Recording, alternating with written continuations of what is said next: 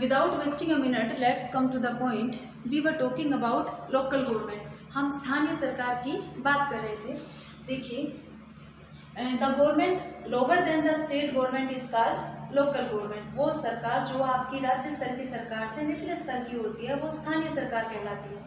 ठीक है, ये हमने किया था। अब हमें क्या करना है, इसके पार्ट्स। हमने ये भी देखा था कि रूरल एरियाज या आपके जो विलेजेस है, मतलब panchayat in the rural areas, ठीक है ना, and municipalities in urban areas, ठीक है ना, are set up in the all states of India. भारत के लगभग हर राज्य में इनको स्थापित किया गया था।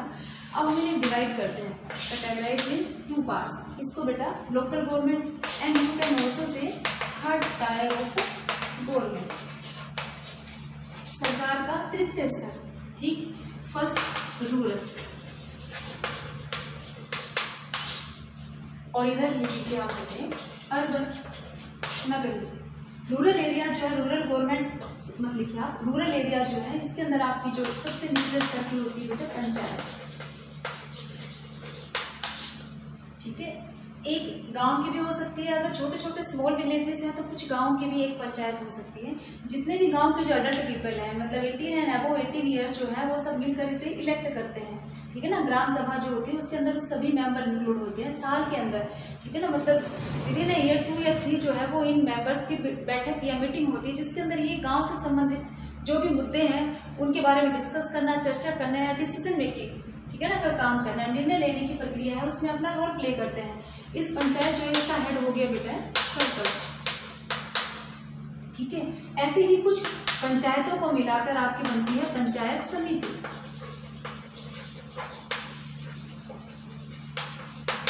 या इसे ब्लॉक भी कहा जाता है and it is also called मंडल।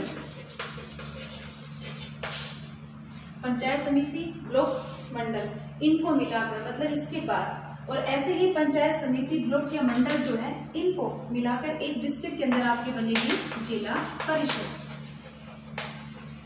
जिसमें आपके लोकसभा के मेंबर्स या आपके एमएलए जो है वो इसके मेंबर के रूप में कार्य करते हैं।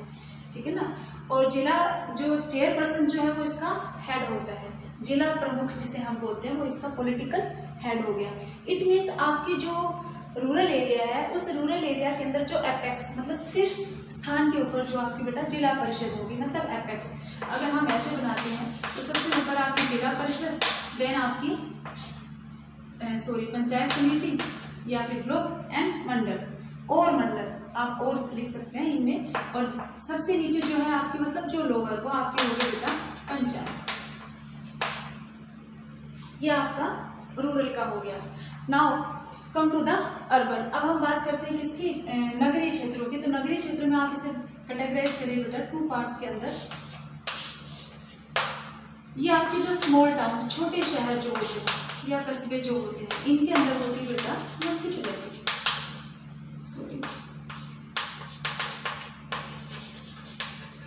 नगर पालिका।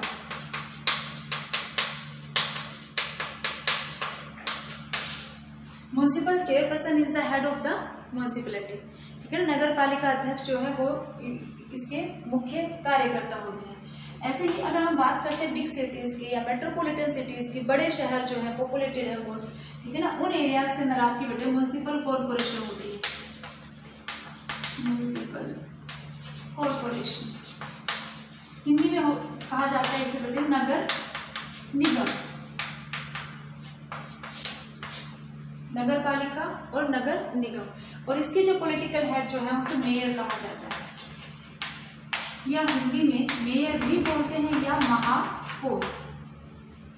ये आपका स्ट्रक्चर हो गया किसका बेटे, लोकल गवर्नमेंट का।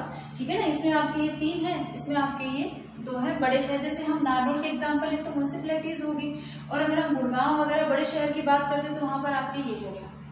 ठीक, ये हो गया आपका। अब बेटे let's revise our chapter again. हम एक बार फिर हमारा जो पार्ट या आपका जो चैप्टर उसको एक बार फिर देख लेते हैं ब्रीफ के अंदर, उसके जो इम्पोर्टेंट पॉइंट्स हैं। Now we are taking first point बेटा फेडरलिज्म। सबसे पहले हमने ये किया था कि व्हाट इज फेडरलिज्म। तो federalism is a type of government in which the power is divided between central government and its constituent units, जिसमें शक्तियां जो है उनको बांट दिया जाता है बेटा आपकी केंद्रीय सरकार या नेशनल गवर्नमेंट और उसकी अनुषंगिक इकाइयां, मतलब हम कह सकते हैं कि राज्य सरकारों के बीच। तो आपका क्या था, फेडरल फॉर्म ऑफ गवर्नमेंट। फिर हमने देखा था फेडरल की की फीचर्स कि there are 2 and more than 2 levels of government, एक या एक से दो या दो से अधिक स्तर होते हैं, उनके जुरिस्डिक्शन एरियाज एंड डिफरेंट होते हैं, and these are specified in the constitutions. Courts played the role of umpire, ठीक है ना, वो उनके बीच में क्या निर्णायक की भूमिका निभाते हैं। या हमने और भी बात की थी कि fundamental provisions can't be unilaterally change by one level of government, कि कोई भी एक स्तर जो है अकेले बदलाव नहीं कर सकता। ये फेडरलिज्म की की फीचर्स थी।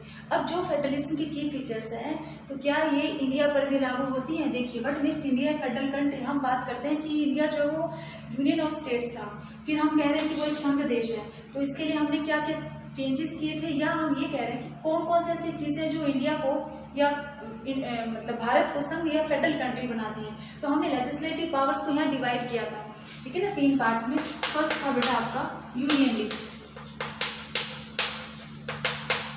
ठीक है ना, केंद्र सूची जो है आपकी। यूनियन लिस्ट के अंदर हमने इसमें सब्जेक्ट्स लिए थे, और वो सब्जेक्ट्स जिनमें यूनिफॉर्म पॉलिसी होनी चाहिए थ्रू आउट द इंडिया, पूरे भारत के अंदर सेम। तो वो समान नीति वाले जो थे आपके, जैसे नेशनल अफेयर्स जो थे, डिफेंस था, करेंसी था, बैंकिंग था, these are included in the union list and handled by बेटे सेंट्रल गवर्नमेंट। केंद्र सरकार जो है वो उनको हैंडल करने का काम करती है। फिर हमने सेकंड किया था state list, the subjects that are related to the state government, इसी से संबंधित होते हैं, इसीलिए बेटे कानून बनाने का काम भी इनसे संबंधित टीम कौन कर रहा है, स्टेट या राज्य सरकार करती है, ठीक। अलोन, अकेले, जैसे इसमें सेंट्रल गवर्नमेंट अकेले करती है। फिर हमने एक थर्ड रूल किया था, तीसरा कंकरेंट लिस्ट, समवर्ती सूची, ठीक है ना। इसमें आपके दोनों थे, central government as well as state government both, ठीक है ना, कैन हैंडल दीज सब्जेक्ट्स, दोनों ही कर सकती थी। और अगर डिस्प्यूट होता तो हमने कहा था state government, the decision of state government will prevail, इसका निर्णय जो है वो मान्य होगा, ठीक। ये आपके हो गए 3 जो आपके 3 डिस्ट्रीब्यूशन ऑफ लेजिस्लेटिव पावर्स था। फिर आपका नेक्स्ट था हाउ इज फेडरलिज्म प्रैक्टिस्ड, क्या चीज भारत ने संघवाद को या संघ को कैसे अडॉप्ट किया। तो बेटे इसमें भी हमने 3 अलग अलग स्टेप्स या टेस्ट हमने पास किए थे। आपका फर्स्ट जो था वो था आपका लिंग्विस्टिक स्टेट्स का, भाषाई राज्य।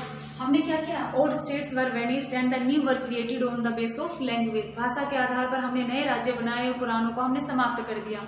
भाषा के आधार पर कैसे, हमने कोशिश की the same language speaking people, ठीक है ना, कम इन सेम स्टेट, एक राज्य के अंदर वो सब लोग आए जो एक ही भाषा को बोलते हो। तो उसके लिए हमने कोशिश शुरू की थी और उस आधार पर बांटा। शुरू में हमें डर था, लेकिन हमने देखा कि ये हमारे लिए सफल रहा कि लोगों को दिक्कत ना, इसलिए एक भाषा को बोलने वाले एक ही राज्य के अंदर रह पाए, ठीक है। फिर हमारा दूसरा कदम, एक पास करने के बाद दूसरा स्टेप हमने उठाया और वो था बेटा आपका लैंग्वेज पॉलिसी, ठीक है। एंड 40% पॉपुलेशन ऑफ इंडिया, ठीक है ना, use Hindi as a main language, मुख्य भाषा के रूप में 40% लोग इस्तेमाल करते थे। इसलिए हमने स्टार्टिंग में हिंदी जो है उसको क्या बनाया, कामकाज की भाषा, मतलब ऑफिशियल लैंग्वेज। पर नॉन हिंदी स्पीकिंग जो स्टेट्स थे उन्होंने अपोज किया, ठीक है ना, क्योंकि हिंदी उनकी मुख्य भाषा में नहीं आती थी। इसलिए हमने उसके साथ में कामकाज की भाषा रखी इंग्लिश को, और उन भाषाओं को भी रखा जो बाकी स्टेट्स के अंदर इस्तेमाल की जाती थी या मुख्य थी, नॉन हिंदी जो स्पीकिंग स्टेट्स थे उनके लिए, ताकि हम उनको भी रिकॉर्ड्स दे रहे हैं किस चीज़ के लिए, टू अवॉइड कन्फ्लिक्ट या सिविल वॉर या स्ट्रगल, ठीक है ना, that was happen in Sri Lanka. उससे बचने के लिए हमने क्या किया, 22 लैंग्वेजेस रखे, 22 भाषाओं को रखा गया, ठीक है ना, किसमें, 8th schedule of Indian constitution, so they are referred as schedule languages. 22 भाषाओं में से किसी भी एक भाषा को आप किसी भी एग्जाम के अंदर, ठीक है ना, सेंट्रल गवर्नमेंट के किसी भी एग्जाम के लिए इलेक्ट कर सकते हैं, चुन सकते हैं, उसमें दे सकते हैं। इसलिए हमने क्या, उनको भी रिगार्ड्स दिया, ठीक है। और इसके अंदर सबसे ज़्यादा फर्स्ट जो आपका 40 वो हिंदी है, फिर आपका तेलुगु और बांग्ला, और फिर तेलुगु आता है। अब इसके 2 हो गए बेटा। नेक्स्ट हम थर्ड ले रहे हैं, तो ये था आपका सेंटर स्टेट रिलेशन, केंद्र राज्य संबंध। देखिए पहले सेंटर में और स्टेट में बेटा एक ही पॉलिटिकल पार्टी होती थी तो कोई प्रॉब्लम नहीं थी, लेकिन अगर स्टेट की पॉलिटिकल पार्टी अलग है तो सेंटर जो है वो उस पर डोमिनेट करने की कोशिश करती थी, पावर को डिसमिस भी कर सकती थी। ठीक है, इसलिए क्या हुआ, आपके स्टेट्स के अंदर जब अलग अलग political parties means regional parties उभर कर आने लगी तो इससे उनको प्रॉब्लम होती थी। कब, जब राज्य में, केंद्र में अलग सरकार है और राज्य में अलग सरकार है। फिर कई बार ऐसा भी होता था कि रीजनल पॉलिटिकल पार्टी स्टेट मतलब केंद्र के साथ मिलकर, ठीक है ना, और कोalition गवर्नमेंट बनाने लगी। इसका मतलब वो सेंटर में पावर को शेयर करने लगी। ठीक है, अब सेंटर जो है उसको डिसमिस नहीं कर सकता था, और एक कब जब डिसीजन आ गया मेन सुप्रीम कोर्ट का कि अब केंद्र जो है वो राज्य की शक्तियों को समाप्त नहीं कर सकता, छीन नहीं सकता। मतलब फेडरल गवर्नमेंट का जो सही हमने पहले फीचर पढ़ी थी, ठीक है ना, जिसके अंदर इंडिपेंडेंट यूज करते हैं स्टेट गवर्नमेंट्स, उसको हमने यहाँ फुलफिल कर दिया कि states are not subordinate to the central government. तो अब केंद्र के और राज्य के संबंध है वो पहले से बेहतर हो गए, पावर में स्टेट जो है वो भी पार्टिसिपेट या शेयर करने लगे। तो ये तीन हमारे बेटे क्या हो गए आपके फेडरलिज्म की फीचर्स, जिनके कारण हमने देखा कि भारत में संघवाद लागू होता है। आपका लास्ट टॉपिक, ठीक है ना, डिसेंट्रलाइजेशन इन इंडिया। डिसेंट्रलाइजेशन हो गया विकेंद्रीकरण। ये था आपका बेटा when power is taken from central and state government and given to local government. मतलब केंद्र और राज्य से शक्तियां लेते हैं और बेटा हम किसको एक तीसरे स्तर मतलब third tier of government local government को देते हैं, तो वो आपका विकेंद्रीकरण या फिर डिसेंट्रलाइजेशन कहा जाता है। ठीक है ना, मेन सेंटर से लेना और किसको देना, एक तीसरे स्तर को देना। तो ये आपका डिसेंट्रलाइजेशन ऑफ पावर भारत में हमने क्या किया, थर्ड टायर ऑफ गवर्नमेंट बना दिया। अब इसमें भी चेंज बहुत अच्छा कब हुआ, 1992 के अमेंडमेंट के बाद, मतलब 1992 के संशोधन के बाद, जिसके अंदर हमने क्या कि आपके जो राज्य हैं उनको कुछ विशेष शक्तियों के रूप में या मतलब राज्य जो है उनको ये कहा गया कि वो लोकल जो गवर्नमेंट्स है उनके इलेक्शंस है वो रेगुलर करवाए। तो इंडिपेंडेंट स्टेट इलेक्शन कमीशन जो है वो बनाया गया to conduct regular elections in the states. राज्य जो है उन राज्यों में जो लोकल गवर्नमेंट्स हैं उन लोकल गवर्नमेंट्स के जो इलेक्शंस हैं वो सही समय पर करवाए। रिजर्वेशन दिया गया एसटीज को, एससीज को, ओबीसीज को। उसके अलावा बेटा आपका 1/3 रिजर्वेशन किसके लिए, फॉर वीमेन, महिलाओं को भी 1/3 है वो आरक्षण दिया गया। और स्टेट का जो राजस्व या रेवेन्यू सिस्टम था उसमें से भी वो कुछ शक्तियां और वो राजस्व जो है वो शेयर करेगा किसके साथ में, लोकल गवर्नमेंट्स के साथ में। ये चेंजेस किए गए 1992 में। ठीक, फिर उसके बाद में हमने बात की थी थोड़ी देर पहले ही आपकी रूरल और आप विलेजेस की, आपकी पंचायत की और आपकी म्यूनसिपैलिटीज या म्यूनसिपल कॉरपोरेशन की। मतलब इंडिया के अंदर लोकल जो गवर्नमेंट है उसके अंदर अभी भी 36 लाख रिप्रेजेंटेटिव्स हैं, ठीक है ना, जो डिसीजन मेकिंग का काम करते हैं, पार्टिसिपेट करते हो, डिमांड करेंगे ट्रांसपेरेंसी की, और लोकतंत्र उतना ही ज़्यादा मजबूत होगा। ये आपका चैप्टर था बेटा फेडरलिज्म। ओके।